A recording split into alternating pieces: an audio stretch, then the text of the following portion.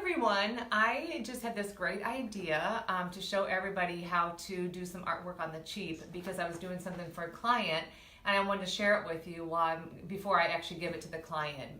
And I am a huge fan of doing artwork on the cheap.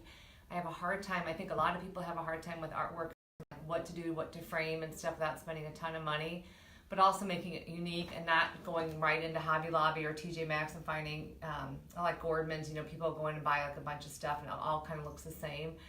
So anyway, I just want to show you a little few tricks of the trade that I have found. I actually was at Barnes & Noble, I don't know, probably, it was right after Christmas time, and they had this for something else, and there was a stack that said $5. Everything was $5 on there, and I was going crazy over it because in here was this Rare Treasures Natural History Museum. I'm like, what the heck is this? And I actually looked on the back of it, and oh no, I think it was on the paper of it. But anyway, there was this book inside of here, and it's like the Rare Treasures from the Natural History Museum, which actually has some really cool prints in it. So I opened it up, and look at these amazing prints, or like pictures, or like actually pieces of paper like this. So you can actually frame these just like this. But there are some really cool, I know they look kind of goofy and kind of weird like this, but actually when you frame them, they would look amazing. It kind of depends on what kind of house you have, but like this one being a bug one is kind of funny if you have like a boys' room or something, if they're kind of interested in that. But, and they're actually drawings from somebody, like somebody actually, I don't know if you remember, like back in the day, there weren't pictures, and so people actually had to draw plants and bugs and whatever and document them. So these are all butterflies. So anyway, what I did is took this over to my printer and actually had them blown up and frame or put on foam core board like this. And so this customer of mine has got this kind of an older house in Leland Grove, and it's all wood. It's a really cool library looking stately room, and she kind of wanted to funk it up, and I thought the pink, I think it's a pelican, is that what that is? I don't even know what this bird is. But anyway, but kind of funk it up a little bit, and so she's going to kind of put some brass frames around it or whatever. Anyway, so I kind of did this for her, and both of these were it was $40 to blow it up and to put it on the foam core. And if you wanted to, just the whole deal on the foam core thing is, if you take it to a frame shop, they would put the foam core behind it, except for, and I'm kind of stuttering here, but I guess it's better to do it on the foam core now because after time, it just lays better and the glass sits better, so it doesn't, have you ever seen where it kind of your print kind of slides down? You don't have to worry about taping it in the back of it.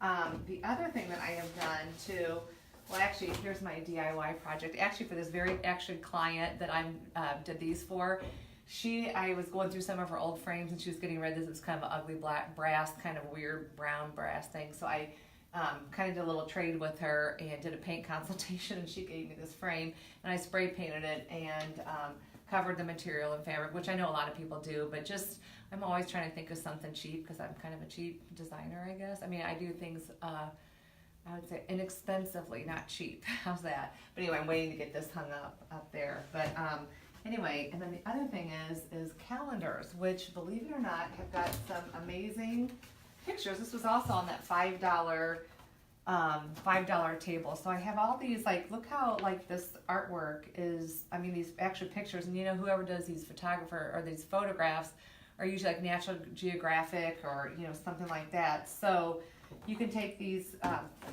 actual pictures and you can look on the back or whatever and see these, how they are, what's actually in them. But for $5, and I'm trying to think this one, this, how pretty this is. So this would be super cool. And actually I can't remember who I did this in somebody's house, but anyway, I just want to show you, you think, oh, this is kind of just blah or whatever, but if you blew this up really big and cool, it could be an amazing piece of art. Or what I did, this is actually from my bedroom, and this was from a calendar.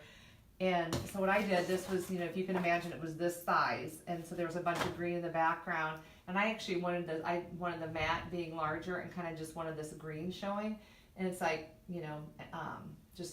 kind of cropped it in and then framed it. But I have actually 3 of those in above my dresser, and it's pretty cool. Now 3 different green. I just knew I wanted something green. Kind of went to Barnes & Noble, found this calendar and cropped it in, but I actually saw this on Pottery Barn kind of look that I wanted to do, and I think these were like, I don't know, like $80 or something like this, and this is just a frame from Hobby Lobby, and I had to mat it and stuff. I think the whole thing maybe cost me $20-25 or something like that. So anyway, it's just a cute little way of framing things in, so just kind of keep your eye open for that. And then the other thing, I just want to take you through my office really quick. Like for instance, this frame, this is a Frank Lloyd Wright. We actually just moved offices, as I think you all know if anybody follows me, but this was really framed kind of ugly, and it had burgundy, from the, I don't know, probably 80s or something, burgundy and brass, and it was really ugly. And because I've kind of got blue accents in here, I just went and took it reframed, but I kind of love this. It's actually kind of faded. It didn't start out blue, but I think it kind of faded from the sunlight. But I actually like, I think it's Taliesin from Frank Lloyd Wright. And then one other thing that I did in the office that's pretty cheap and inexpensive, but kind of cool. Come this way. So I actually framed, I knew I wanted to do actually blueprints, and now blueprints are, that we have in here are white with, the ink on it is black or blue on it. Where back in the day, they actually did it with, you had to vellum and they printed them off and they were actually blue. And I knew I wanted to find one like that. And I kept looking on Etsy and, different sources, and they were actually quite expensive. But actually I found this when I was cleaning out my garage, as a matter of fact, from an old job that we had. And getting ready to kind of clean up and break my garage and moving stuff from my garage that I've been using as storage into our office. And I was like, oh my gosh, I can't believe I found these amazing blueprints. So anyway, these are actually frames from IKEA. So once again, I think these were, $12 or something like that. But I think they look so stinking cool in here with my IKEA little lights and all that. And, the shiplap gives it a really good backdrop. So anyway, I just want to give you those little tips on some artworks on the cheap, and if you have any questions, you can let me know. Thanks.